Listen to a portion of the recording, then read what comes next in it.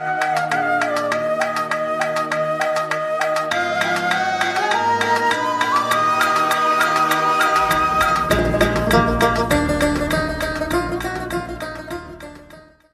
वालेकुम नाज़रीन, मां यकिंज़ा फातिमा व ॾिसी रहिया आहियो न्यूमेरान न्यूज़। रुक कयूं था ख़बरनि न जॾो रिपोर्ट आदिल अली कमरानी जॾो जे मारूफ़ ज़मींदार ऐं सियासी शख़्सियत रेस मुमताज़ खोसो ऐं सीनियर सहाफ़ी सैफुल्ला चांडियो जी सालगिरह जो केक शकील अहमद रहमो जे रहाइशगाह रहमान हाउस जॾो ते कटियो वियो, जंहिंमें काउंसलर टाउन कमेटी जॾो हमाद तबसुम आराई ॼा मोहम्मद अली जोणे जो अब्दुल सत्तार रहमो नदीम ख़ान लिगारी नौजवान सहाफ़ी रजब रहमो इतलायत खाते सागर जे ऑफिसर अब्दुल मजीद रहमो समेत शहर जे सियासी समाजी शख़्सियतुनि शिरकत कई।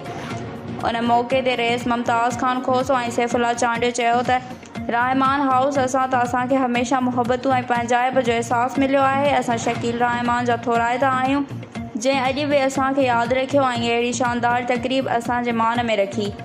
वधीक ख़बरुनि ऐं अपडेट्स सां ॾिसंदा रहियो न्यूमेरान न्यूज़।